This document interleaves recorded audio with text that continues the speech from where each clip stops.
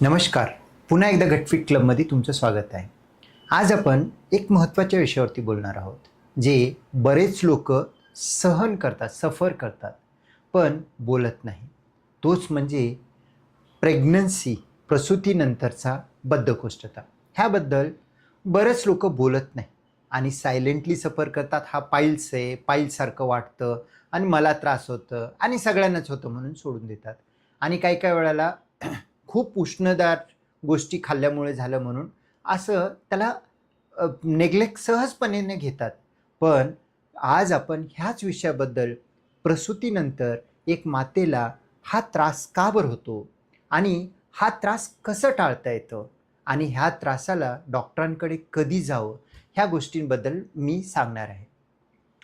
प्रसूती हे एक फिजिओलॉजिकल फेनॉमेनॉन आहे, ज्यामध्ये शरीरामध्ये नैसर्गिक खूप सारे बदलाव होतात. त्यामध्ये प्रसूतीच्या दरम्यान, प्रसूतीनंतर हार्मोनल चेंजेस जसे की प्रोजेस्ट्रॉन आहे, LH आहे, हे हार्मोन अतिशय जास्त प्रमाणामध्ये 1000 पटीने जास्त शरीरामध्ये तयार होतात. ह्या गोष्टींमुळे काय होतं की शरीराची बरेच अवयवांची गती मंदवते आणि मंदवल्यामुळे एक बद्धकोष्ठता प्रसूतीच्या दरम्यान, प्रेग्नन्सीच्या दरम्यान किंवा प्रेग्नन्सीच्या नंतर हे खूप सहजपणे बघायला भेटतं. हार्मोनच्या व्यतिरिक्त भारतीय माता किंवा जगामध्ये एक खूप कॉमन असं टेंडन्सी आहे की प्रसूती दरम्यान आणि बाळाचा जन्म झाल्यानंतर मातेचं स्वतःच्या पेक्षा जास्त लेकराचं शरीर आणि लेकराचं प्रॉब्लेम ह्या गोष्टींवरती फोकस असतो. त्यामध्ये आई आपल्याबद्दल काळजी न घेता लेकरांच्या काळजीमध्ये खाणं, राहणं आणि आपल्या शरीराची देखरेख काहीही करत नाहीत. जवळपास 2 वर्षापर्यंत जोपर्यंत लेकरू मोठं होत नाही, तोपर्यंत आई बरंच आपल्या स्वतःच्या शरीराला निष्काळजीपणा करतात. तर त्यामुळे देखील तर बॉडीमध्ये खाणं-पिणं प्रॉपर नाही आहे, फायबर कमी आहे, खास करून पाण्याचं प्रमाण कमी आहे. असं जर का घडत असेल, तर बद्धकोष्ठता खूप प्रखरतेनं होण्याची शक्यता दाट राहते. प्रेग्नन्सीच्या दरम्यान किंवा डिलिव्हरीच्या दरम्यान जर का आता सिझेरियन सेक्शन केलेलं असेल, स्नायूला कट करून किंवा स्नायूला स्प्लिट करून करण्यात आलं किंवा नॉर्मल डिलिव्हरी झाली, पण तिथे इपिझोटोमी कट करायची गरज पडली. त्यामुळे पेल्विक फ्लोअरचा डिस्फंक्शन होतो. तर त्यालाच आपण नंतर म्हणतो की डिससिनर्जिक डेफिकेशन. त्यामुळे देखील एक बद्धकोष्ठता होण्याची खूप कॉमन पॉसिबल आहे. नेमकं डिससिनर्जिया का बरं होतं? म्हणजे काय असतं? नॉर्मल मोशन पास करत असताना वरतून एक प्रेशर येणं गरजेचं आहे, जे की आपल्या सेंट्रल ॲब्डॉमेन म्हणजे आपल्या स्नायूंमुळे प्रेशर निर्माण होतं आणि खालचे स्नायू उघडायला पाहिजे, ज्यामुळे सगळं बाहेर जायला पाहिजे. हे साधारणतः सगळ्यांमध्ये होणं गरजेचं असतं. पण प्रसूतीच्या नंतर जर का आता सिझेरियन सेक्शन झालेलं आहे, तर त्यावेळेला तर तुमचा जो काही स्नायूचा एक प्रेशर क्रिएट व्हायला पाहिजे पोटामध्ये, तो होत नाही किंवा खालचे स्नायू एक साधारणतः उघडायला पाहिजे, ते देखील होत नाही.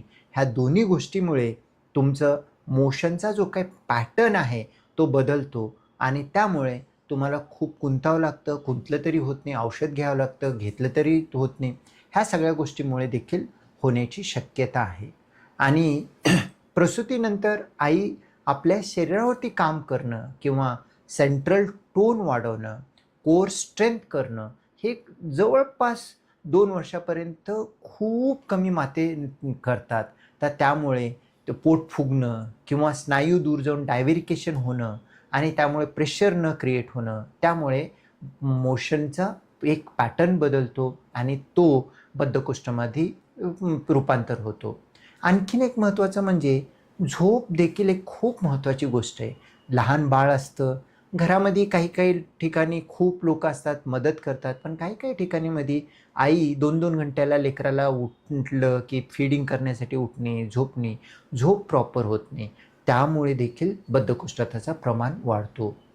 आणि प्रेग्नन्सी दरम्यान ज्यावेळेला मोशन कडक झालेली असते, कडक मोशनमुळे खाली काहीतरी जखमा झाले, फिशर झाले, पाईल्स झालं, असं देखील झालं, तरी देखील आईला नंतर तो बद्धकोष्ठतासाठी एक कारणीभूत ठरतो आणि नेमकं मला पाईल्स आहे म्हणून मला मोशन साफ होत नाही हे म्हणत म्हणत मोशनचाच प्रॉब्लेम मोठा होऊन बसतो आणि पाईल्स सॉल्व्ह झाला तरी तो नॉर्मलाइज होत नाही.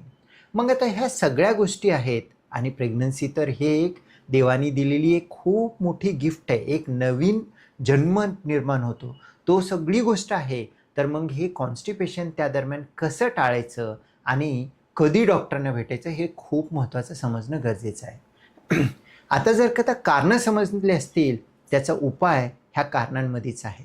सर्वात पहिला कारण म्हणजे तुमचा हार्मोनल चेंजेस होतात. बॉडीमध्ये हार्मोनल चेंजेस होतात, पण प्रेग्नन्सीच्या नंतर हार्मोन कमी कमी होत नॉर्मलाइज होत जातं. त्यामुळे आपणाला आपल्या शरीरावरती काम करणं गरजेचं आहे. आणि सिझर झालेलं असेल किंवा खाली इपिझोटोमी झालेली असेल किंवा नॉर्मल देखील डिलिव्हरी झालेली असेल, मातेनं पुढच्या 2-3 आठवड्यामध्ये हळूहळू आपल्या शरीरावरती काम करायला पाहिजे.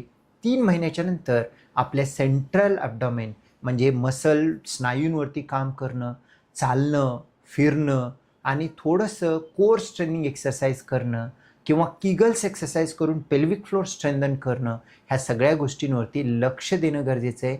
नाहीतर हा जो काही दुर्लक्षपणा आपल्या शरीरावरती होणार आहे त्यामुळे तो आपल्याला नंतर मोठ्या प्रमाणामध्ये बद्धकोष्ठताच्या रूपांतरामध्ये येऊ शकतं. त्यामुळे आपल्या शरीरावरती, आपल्या कोर स्ट्रेनिंग ॲक्टिव्हिटीवरती, फिजिकल ॲक्टिव्हिटीवरती, पेल्विक फ्लोर स्ट्रेनिंग एक्सरसाइजवरती आईनं ॲटलिस्ट एक 2-3 महिन्यानंतर भर देऊन त्या गोष्टींवरती काम करणं गरजेचं आहे. त्याचसोबत खाण्यापिण्यामध्ये जास्तीत जास्त फळभाजी घेणं, पाण्याचं सेवन जास्तीत जास्त करणं आणि शरीरावरती हालचाल जास्त करणं हे करणं गरजेचं आहे. जेणेकरून पोटामध्ये आपणाला स्मूथ मल तयार होतो.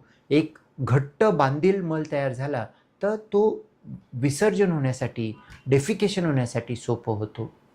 आणि जर करता आपणाला घरचे काही फळभाजी घेऊन, पाणी घेऊन, काही घेऊन जर का बरं वाटत नसेल तर आपल्या लेडीज डॉक्टरांना, गायनेकॉलॉजिस्टला भेटून काही औषधं असतात, औषधं घेण्यासाठी काही हरकत नाही. पण लक्ष हे ठेवणं गरजेचं आहे की बाळाला सेफ असलेली औषधं घेणं गरजेचं आहे, विचारणं गरजेचं आहे. आणि जर करता ह्या बद्धकोष्ठताच्यामुळे बॅकएंडमध्ये जर करता काही फिशर्स असतील, पाईल्स असतील, त्याला पण दुर्लक्ष करून चालत नाही. कारण ते दुर्लक्ष केल्यामुळे देखील बद्धकोष्ठताचं प्रमाण वाढण्याची शक्यता असतो. त्यामुळे जर का पाईल्स, फिशर वाटत असेल, सहसा प्रेग्नन्सी दरम्यान किंवा प्रेग्नन्सीच्या नंतर थोडंफार ट्रीटमेंट घेतलं तर हे सगळं नॉर्मल होतं. पण एका चांगल्या कोलोरेक्टल सर्जनला जाऊन भेटून त्यांच्या सल्ल्याने त्या ठिकाणी काही आहे का, काही असेल तर नेमकं त्या फेजमध्ये पळत जाऊन सर्जरी करून सगळं करावं असं नाही. पण त्या दरम्यान आपणाला त्याच्यासाठी गरम पाण्यामध्ये बसण्याची व्यवस्था करणे, त्यालाच आपण सेजबात म्हणतो. मलम लावण्याची जर का डॉक्टरांनी सांगितलं तर लावणे आणि त्याबद्दल काही गोळ्या औषध घ्यायचं असेल तर गोळ्या औषध घेणे, इसबगोल किंवा काही लॅक्सेटिव्ह जर का घेण्याची गरज असेल तर घेण्याचं हे करणं. आणि फिजिओलॉजिकल चेंजेस, नैसर्गिक रूपांतर जे काही प्रेग्नन्सीच्या नंतर झालेलं आहे, जसं जसं नॉर्मलाइज होतं, बाळ मोठं होतं, आईनं स्वतःवरती सुद्धा लक्ष देऊन खाण्यापिण्यावरती लक्ष देणं, पाण्याचं प्रमाण जास्त घेणं, कोर स्ट्रेनिंग करणं, पेल्विक फ्लोर स्ट्रेनिंग करणं आणि खूप त्रास होत असेल तर काही गोळ्या औषधांचं सहाय्य घेणं. आणि जर का खरंच जास्त त्रास होत असेल, वेदना होत असेल, पाईल्स फिशर असेल, एक कोलोरेक्टल सर्जनचं मार्गदर्शनसुद्धा घेणं, हे सगळं जर का केलं तर आपली जी काही प्रोसेस आहे, बाळ मोठं होणार आहे, त्याच्यासोबत आपणालासुद्धा हेल्दी राहण्याची गरजेचं आहे आणि ह्या सगळ्या गोष्टी आपण करू शकतो. जरी तुम्हाला ह्या गोष्टींबद्दल काही आणखीन जाणून घेण्याची गरज असेल किंवा तुमचा काही एक्सपिरियन्स असेल तर कमेंट बॉक्समध्ये नक्की कमेंट करा. आम्ही त्याबद्दल काय असेल तर सांगण्याचा प्रयत्न करू. धन्यवाद.